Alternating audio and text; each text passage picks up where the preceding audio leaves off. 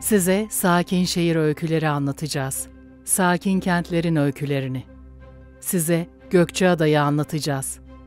Sakin şehir unvanı almış, bu unvanı sonuna kadar hak etmiş, harika kumsalları olan, Poseidon'un atlarını bağladığı muhteşem bir ada kentini. Burası Poseidon'un adası ve Poseidon burada atını denizde sürdü. Depremlerini yaptı. Hiçbir yerde Kefalos plajı gibi plaj bulamazsınız. Doğduğun bir yere dönmek istiyorsun. Çünkü vatandır o. Vatanı hiçbir zaman kimse şey yapmıyor yani. Ada dışında yaşayan Rumlar Eylül ayında gelmek istiyorlar. Eylül ayında sanki burası küçük bir dünya ülkesi gibi oluyor. Kültür aynı. Aynı adam, aynı problem, hepsi aynı. Hiç farklılık yok. Hatta Türkiye'de trafik lambası olmayan tek yer biziz. Çünkü trafik derdimiz hiç olmuyor. Ben de gittim bir geyiğin ardından.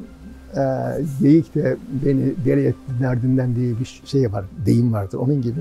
Poseidon'un atlarının dinlendirdiği bir adadır burası. O yüzden mitolojide de önemli yeri vardır. Fakat 85 yılında, 85 Ağustos 15'inde hastalık geldi Sünger'e. Herkes çok iyi. Zaten bir milletle halk kötü olmuyor. Bunlar devlet politikaları. Yunan söylencelerinde Dionysos'un bu adada yetiştiği söyleniyor. Kültür aynı, aynı adam, aynı insan, hepsi aynı. Adayı gezerken, güzelliklerini kayıt altına alırken ilk dikkatimizi çeken şey, Rumlarla Türklerin uyum içinde bir arada yaşamaları oldu. Sanki başka bir dünya Gökçeada. Bir ara eşim çok rahatsızdı.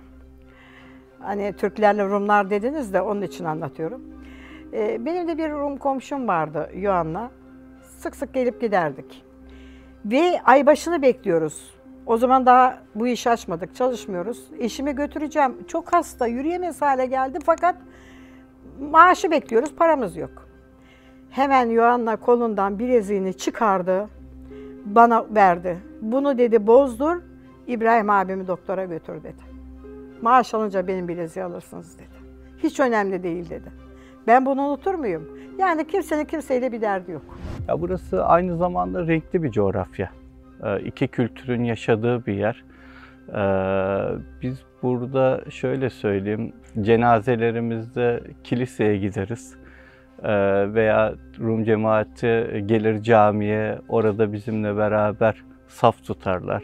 Cenazelerimizi defnederiz. O anlamda da burası dünyaya örnek olabilecek bir yer. Çünkü camiyle kiliseyi, işte ezanla çan sesini aynı anda, işte aynı yerde, aynı noktada görebiliyorsunuz ve seslerini duyabiliyorsunuz. Ayrıca adanın yemekleri konusunda da Türk-Rum kardeşliğinden dolayı, kültür geçişlerinden birbirimize yemeklerimizi çok öğrettik. Onlar bizi yeni otlarla tanıştırdı, biz onları etlerle tanıştırdık. Çünkü onların adada yaşanmışlıklardan dolayı koyun ve keçi, kuzu kültürleri vardı. Ki adanın en meşhurlarından biri de oğlaktır, oğlak eti. Birçok şehirden gelen misafirlerimiz oğlak eti yemek için gelirler. Çünkü serbest hayvancılık adada en temel görünen özelliklerimizden biridir. Hatta derler ki yerken kekik kokusu geliyor. Çok önemli müzik. Yani böyle herkes mutlaka ya çalar ya söyler, özellikle dinsel törenleri vardır bunlar. Örneğin diyelim ki Paskalya. Bunlar dini törenlerin için. Onun sonunda bir eğlence vardır, işte panayırlar vardır, 15 Ağustos Meryem Ana panayırı. Onun da sonunda vardır. Yani panayır öncesinde bir kilisede bir sürü ayinler, şeyler yapılır. Ondan sonra akşam da eğlence vardır. Ama o eğlence de dini törenin devamıdır. Yani o ayrı bir şey, eklemlenmiş bir şey değil. Onun için biz genellikle hiçbir zaman onların özel bu eğlencesine seyirlik olarak gitmeyiz. Gitmeyi doğru bulmayız. Ne zaman ki bir komşumuz bize derse ki bize bu akşam davetli misin gel derse onu davet olarak gideriz. Başka türlü kendiliğimizden onlara eğlencesine seyirci olmaya gitmeyiz yani. Zaten buraya ilk Tirollar geldiği zaman adayı mahvettiler zaten. O zamanlar burada bot da yoktu doğru dürüst. Yani bitirdiler gibi bir şey yani. Süngercilikte o şekilde bitti yani. Ama daha önceden Rumlar diyorum mesela hep yazın ondan geçinirlerdi. Hem hayvancılık yaparlardı hem de süngere çalışırlardı. Tabii biz bilmezdik. Bize de açık vermezlerdi bizimkilerine yani sünger. Yani ne kadar çok tekne o kadar onlar için şey. Onun için süngercilik de öyle yani. Ama süngercilik de iyi bir meslek. İyi de parası vardı. Biz yetişemedik tabii. Bir de hastalık geldi. Eskiden çok güzel sabah akşama kadar denize, sonra Kaleköy. Eskiden yoktu hepsi köy dükkan, sadece Kaleköy vardı. Hepsi köy, gidiyoruz sadece Kaleköy. Toplanıyoruz hepsi beraber. Ne Türk ne Rum, hepsi bir hafta. Hepsi arkadaş orada. Poseidon'un atlarını dinlendirdiği bir adada nasıl oluyor da bu kadar huzurlu yaşayabiliyorlar diye merak ettik. Caddelerinde dolaşırken, tarihini araştırırken, insanlarıyla sohbet ederken bu uyumun nasıl bu kadar mükemmel olduğuna şaşırıp kaldık. Çünkü zamanında buradan göç eden insanlar dünyanın dört bir yanına gitmişler. Onların annelerinin ya da babalarının burada yerleri var, evleri var ve onları görmek için daha sonrasında yani onlara sahip olmak, belki biraz daha fazla kalmak için emekliliklerinde buraya mutlaka uğrarlar. İlk oturan kişi mesela kafenin hemen çıkışında ilk oturan kişi köyden geçen bütün herkesi durdurur. Ondan sonra birlikte içerler, sonra da yemek için bir şeyler isterler. Çok güzel bir ortam olur, çok güzel bir sohbet ortamı olur. Ben de bu vesileyle onları tanımış olurum. Pek çoğunu çünkü görmemişimdir. Ve onlarla güzel bir dostluğumuz olur. Daha sonrasında en azından sıcak bir merhabamız olur. Zaten ben bu ilkokulu bitirdim. Buradaki ilkokulu 70'lerde gittim ben buradan. Ama İstanbul'da 6 sene yaşadım. Liseyi orada bitirdim. Sonra yurt dışında 35 sene yaşadım. Ondan sonra 2012'de yine geri döndüm. Onun için yani insanlarla uğraşmak istedim. Muhtarlığı da yaptım. Onun için yani elimizden ne kadar gelirse onu adayı korumamız yani köyümüzü de korumaya çalışıyoruz. Rum arkadaşlarım da, Türk arkadaşlarım için de geçerli bu. Onların Paskalya bayramlarında gider ellerini öptüğümüzde yumurtalar verirler. Onlar bize Ramazan bayramında mutlaka gelirler, Kurban bayramında mutlaka gelirler. Buradaki dostluk bir de şöyle, adanın yerli bir Türk halkı yok. Rum halkı var, Türk halkı yok. Hepsi kozmopolitan, hep dışarıda. Bunların içinde Karadeniz'imiz var, doğudan var, güneyden var. Her yerden insanlar olduğu için biz çok farklı yaşıyoruz. Biz büyük bir aileyiz. Yani Gökçeada Rumuyla Türküyle büyük bir aile. Ve herkes birbirine bağlantılı. Yani birbirimizden farkımız yok bizim. Bu yüzden de birlikte yaşarken onun kilisesinin çanını da duyuyoruz. Bizim ezanımız da duyuluyor. Hatta cami evimiz de var. Şöyle de diyeyim, cami evimiz de var. Orada da mesela ibadetler yapılıyor. Ve Gökçeada'mızda her çeşit insan birbirine kaynaşmış durumda. Aile gibi. Çarşıya çıktığın zaman herkes birbirini aşağı yukarı tanıyor. Ve girdiğin her müessese yani girdiğin zaman seni tanıdığından dolayı böyle sanki evinin kapısını açmış gibi oluyorsun. Gökçeada halkı gerçekten büyük bir aile ve birbiriyle bağlantılı. Dereköy'de, Kaleköy'de, Tepeköy'de, Zeytinli'de, Eski Bademli'de gezerken bu kentin neden sakin şehir, Cidda Slov ünvanı aldığını daha iyi anlıyoruz. Trafik ışıklarının olmadığı, insanların eğlenmeyi bildiği ve gülümsediği bir yerde yaşamak rüya gibi. Hele mitolojisini dinlediğimizde bu belgesel serisini çekmeye başladığımız için bir kez daha mutlu oluyoruz. Dionysos'u alıp Gökçeada'ya getiriyorlar. Gökçeada'da gökyüzü bağlarında Dionysos'u büyütüyorlar. Dionysos ilk şarap bağlarıyla veya asmalarla burada karşılaşıyor. Ve bu asmalarla şarap elde ediyorlar. Ve içtiklerinde çok haz duyuyorlar. Ve Dionysos bu keyif aldığı şarabı kendi tanrılarına sunmak istiyor. Dionysos tanrılarına şarabı sundukları zaman tanrılar bunu çok beğeniyor. Ve şarabın adını Ambrosya koyuyorlar. Ambrosya da İmbrosya'dan geliyor. Gökçeada'nın tarihteki adı da bu şekilde oluşuyor. Mitolojinin asıl yerine gittiğimiz zaman burası Poseidon'un adası. Poseidon burada atını sürermiş. Çünkü Poseidon adanın etrafında her tarafında mağaraları vardır. Bu mağaraların içerisinde atlarını bağlardı. Atlarını bağlarken de kendisi kocaman bir yer olduğu için orada da barınırdı. Adanın güneyinde mağarası varken kuzeyinde de perilerin yani su perilerinin mağarası vardı. Bunlar adayı korumak için yani adanın deniz altından ve deniz üstünden korumasını sağlıyorlardı. Bütün adalarda bir özellik vardır. Adaların ada özelliği şöyle bir şey. Adada şey vardır. Deniz buranın tanrısıdır. Tamam mı? Şimdi onun için denize karşı bütün insanlar, çünkü yani deniz isterse insanlar buradan gidebilir, istemezse gidemez. Deniz bizim patronumuz, tamam mı? Bütün buranın özelliği. Hatta Rumlar şöyle söylerler. Bütün adalar mandradır derler. Mandıra. İşte bizim de mandıra sahibimiz denizdir. Anlıyor musunuz? Burada ona derler. Yani bütün adalar mandıradır derler. Yani öyle bir deyimleri vardır.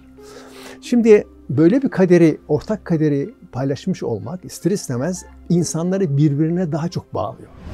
2011 yılında Sakin Şehir unvanı alarak dünyanın ilk ve tek Cidda Slow adası olan Gökçeada bu unvanı gerçekten hak ediyor. Zaten sakin yaşayan, zaten mutlu yaşayan, zaten iyi beslenen bir halk Gökçeada sakinleri. Umarız bu güzellikler korunur ve umarız bu düzen sürdürülebilir. Cidda Slow bana kalırsa düzen gerektiriyor, haklısınız. Düzen olması da bir kentte ne yapacağını bilmemize sebep olur. Yani yol gösterir bize. Bir kılavuzumuz var. Biz bu yol çizgisinden devam edersek zaten kente kalite getiririz. Daha fazlasını indirgeyemeyiz. Her zaman ileri hedefte yaptığımızda bizi kaliteli yerden alır, kaliteli yere bırakır. Yol şaşması yapmaz. Sakin şehir ağına katıldıktan sonra tabii burada bir farkındalık yaşandı. Hani bizler de yaşadık bunu. Adımlarımızı daha dikkatli atmaya başladık. Bu kara parçasını daha iyi koruma içgüdüsü uyandı işin açıkçası. Umarım işte dediğimiz gibi bu sert yapılaşmalarla ada bozulmaz. Bu sakinliğini uzun süre korur. Koruyacağına da inanıyorum. Vallahi eskiden her türlü balık vardı. İnanın ben çocuktum mesela. Abimden zıpkın almıştım. İnanın böyle bir tane balığı attığın zaman şişe o anda 2-3 tane balık girdiğini biliyorum yani. Kendim yaşadım yani. Çok balıklar vardı. Her taraf balıktı yani. Bütün kayalar, mayalar her taraf balık doluydu. Ama şu an alan çok. Bir de yabancılar geliyor, Bulgarlar geliyor, Romeller geliyor. Bütün kıyılarda dalıyorlar. Söylüyoruz ama tabii kimse ilgilenmiyor. Ancak bizimle ilgileniyorlar devamlı. Bizi koşturuyor daha çok şikayet ettiğimiz için. Adada stres yok, sıkıntı yok. Gezecek yer çok, yeşillik her alan. Birkaç sene önce oğlum beni şeye götürdü. Mantar toplamaya gideceğim anne, seni de götüreyim dedi. Bu Dereköy'den Marmaros tarafına. Ben 90'dan beri adadayım ama o tarafa hiç gitmemiştim. Bir götürdü beni, dedim ki oğlum biz Kaz Dağları'na mı geldik? Bu ormanlar, bu çamlar, bu derin vadiler ne? Bir de dedim adanın görünen yüzünden başka bir de görünmeyen yüzü var. Ben bak yıllardır bilmiyordum. Beni çam mantarı zamanıydı. Ona götürmese ben oraları görmeyecektim. Şimdi her sene gidiyorum mantar zamanı. 3-4 senedir oralara. Çok beğendim. Çok güzel. Ada rahat, sakin. Hatta bazen acele eden müşterilerim oluyor. Diyorum ki burası slow city. Yavaş yavaş diyorum. Şiga şiga diyorum Rumca'da. Yani aceleye gerek yok. 75-76'da, 76-77'de gece saat 12'ye 10 kala elektriklerimiz bir kere işaret verir. Bir kere yanar söner, 10 dakika sonra elektrikler kesiliyor. Gezmede olsak da lojmanlarda oturuyorduk. Koştur koştur evimize gider 10 dakikanın içinde diş mi fırçalarsın, pijamanı mı giyersin, yatağını mı açarsın, yatardık. Sabah da 7'de elektrikler gelir tekrar 10'a kadar. Ondan sonra kesilir, 12'de tekrar gelir. O zaman elektrik üretimi jeneratörleydi. Sonradan işte karşıdan hat döşendi. Onunla gelmeye başladı. Yani biz bu zorluklarla yaşadık. Adayı çok çok seviyoruz. Bu bizim köyümüz en çok turist çeken bir köydür yani. Kalan Rum köylerinden birisidir yani doku bakımından, örf ve adetler bakımından şeyde. Zordur. Aynı zamanda çok zor. Çünkü bizim köyün bu o kadar turizmi kaldıracak kadar şeysi altyapısı yoktur. Mesela ilk önce trafik, altyapımı, kanalizasyon, su açısından her sene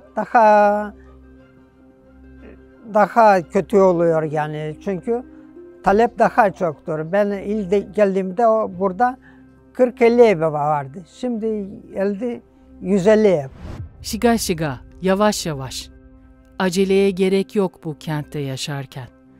Eğlenecekseniz en güzelini, beslenecekseniz en doğalını bulacağınız tam bir sakin şehir Gökçeada. Aydıncık sahili, Peynir Kayalıkları, Marmaros Şelalesi, Tuz Gölü ve Türkiye'nin ilk ve tek sualtı milli parkıyla gidilmesi ve gezilmesi gereken bir kent. Burada kalıyor, hep kalıyor Kaypetere kaynana, oturuyor burada. Biz geliyoruz sadece yaz için, 2 ay, 1,5 ay. Ben öğretmen Selanik'te, kaptan okulu öğretmen. Sonra yaptı bu dükkan, emekliyor da, şimdi hep burada ben. Yunanistan şimdi ben gidiyor sadece yılbaşı, yakın çocuklar, o kadar. Eskiden ben vardı kuzu, 12 tane kuzu, bir tarla vardı. Şimdi kullanıyor bu kafe, şimdi hep burada. Zor. Normal. Hepsi. Ben Türkçe bilmiyor, Allah hepsi arkadaş, ben Türk. Bir kere çok kolay, her şeye çok kolay ulaşabiliyoruz. Arkadaşlarımız, dostlarımız hepsi bir yerde. Trafik sorunu yani o 2 ayın haricinde yaşamıyoruz. Onun için burası, hava çok güzel. Bolluk bir yer aslında. Temiz bir yer, temiz hava, temiz su. Onun için buradan vazgeçmek istemem yani. Gökçeada'ya sadece misafirlerimizin deniz için değil, tarihi yapılarından dolayı, ayrıca üretilen şaraplarından dolayı mutlaka ziyaret etmelerini öneriyorum. Çok sakin bir insan topluluğuyuz biz. Öyle şiddet denen bir şey yok bizde. Yani burada öyle bir şey yaratılmış. Hatta şöyle diyeyim, bir anlatayım da, Çanakkale'ye gidiyoruz. Çanakkale'de gittiğimiz zaman adam işletme sahibi soruyor. Diyor ki, beyefendi diyor, siz Gökçeadalı mısınız? Diyorum hayırdır, neden? Abi öyle bir rahat yürüyorsunuz ki diyor. Çok rahatsınız. Yani stressizsiniz. Stres yok bu adada. Bu feribot seferleri daha kolay olsa daha iyi olur. Tabii insanlar yoruluyorlar. Bir kere Kabatepe'ye gelene kadar yoruldukları için çok sinirli oluyorlar. Sinirli olan insanlar da böyle hiçbir şey, ne yaparsan yap, beğenmiyorlar. Biz ne yapıyoruz? Adayı temiz tutmaya çalışıyoruz. Yani biz ada neyi hak ediyorsa onu vermeye çalışıyoruz. Hiçbir şekilde doğayı har vurup harman savurmaya hakkımız yok. Kimsenin yok daha doğrusu. Onlar da yani geldikleri yerde doğaya saygılı davranmalılar. Zeytinliköy'de dibe kahvesini içip tatlılarını yerken o dinginliği hissedebilirler. Dereköy'de Türkiye'nin zamanında en büyük köylerinden biri, kendi kendine yetebilen, terzisi, kasabı, tiyatrosu olan bir köyde o anıları canlandırabilirler. Yine Dereköy'de Marmaros Şelalemiz var. Bir gün trekking konusunda eğer isterlerse trekking yapıp o şelaleyi görebilirler. Gökçeada, İmros yani İmpros, Poseidon'un adası diye geçer. Aynı zamanda Agridya, Tepeköy, Çınaraltı'nın aynı zamanda İspilya bölgesi de diyebiliriz. Eski Hermes'in tapınağının olduğuna inanılır. Yani mitolojik bir ada, Poseidon'un atlarının dinlendirdiği bir adadır burası. O yüzden mitolojide de önemli yeri vardır. Yıldız Koyu'na, Aydınlık Plajı'na, Yuvalı Plajı'na, Las Koyu'na, Saklı Liman'a ve Kefaloz'a gelen tatilcilerden ada halkının bir ricası var. Doğaya sahip çıkmaları. Gökçeada bizce tam bir Cidda Slav kenti. Tarihini araştırmaya, mitolojik öykülerini kayıt altına almaya, kültürünü belgeselleştirmeye tekrar geleceğiz. Şimdi tabii ki benim zamanımda pek Rum yoktu, vardı şimdi. Arkadaşlar da abi zamanında vardı. Onlarla beraber çalışırlardı. Zaten Canavar diye bir balıkçı vardı burada. O çok iyi bir lüferciydi. İşte zaten abim ondan öğrendi daha çok şeyi. Abimden sonra zaten o Rum'da ölünce o balıkçı, onlar daha çok burada mesela eskiden Rumlar torbaları vardı. Hayvanlar gidince alırlardı yanına bir dinamit. Kıyıya bakarlardı, balık yemek için atarlardı derim. Orada 3-5 tane alır giderlerdi evlerine. Dinamit atarlardı yani Rumlar o zamanlar. Ondan sonra sonra bizim şimdi benim bir arkadaş var Dereköy'de Rum. Dalgıç o da, o da bana sünger öter. Şimdi o bizimle beraber, benimle beraber yani o, ben bir de abim kılıca çık bakıyoruz işte üçümüz beraber. Adada bir bağımlılık yapan bir şey var. Bir gelen bir daha yine gelir. Kopamaz. Geçen gün adada memur bir arkadaş vardı. Gittiler. Bir hafta önce geldiler. Dedim gittiğiniz yere alışabildiniz mi? Nasıl? İşte bu soruya yanıt vermek çok zor. Biz adayı unutamıyoruz dediler. İstifa edeceğiz, adaya geri geleceğiz dediler. Ve yüksek mevkide giden yani istifayı düşünüyor adaya geri gelmek için. Hiçbiri birbirimizle olmadı. Eskiden de zor zamanlarda da yani 70'lerde 80'lerde sonra aynı bugün de şimdi şartlar daha iyidir. O açıdan yani. Eskiden yani siyasetin nereye gideceğini politika göre gidiyor. Yani şimdi problemimiz yok yani Türk-Rum aramızda fark yok yandır. Buraya gelen misafirlerimizden rica ediyorum. Buraya kesinlikle çöplerini bırakmasınlar. Trafikte çok dikkatli olsunlar. Onlar trafik ışıklarımız olmadığı için biz zaten rahat kullanıyoruz. Ama onlar trafik ışıklarına oldukları için onlara dur demeleri yok galiba. Burada trafik ışığı yok. Çok hızlı hareket ediyorlar. Çöplerini bırakmasınlar. Stok Sanaleo, bu sana söylediğim gene söylüyorum, derin denizlere gitme. Eğer derin denizlere gidersen ben seni gövdemi, sandal, kollarımı, kürek, mendilimi de yelken yapar, derin denizlerden kurtarırım diye. Bir aşk şarkısı yani öyle bir başlıyor.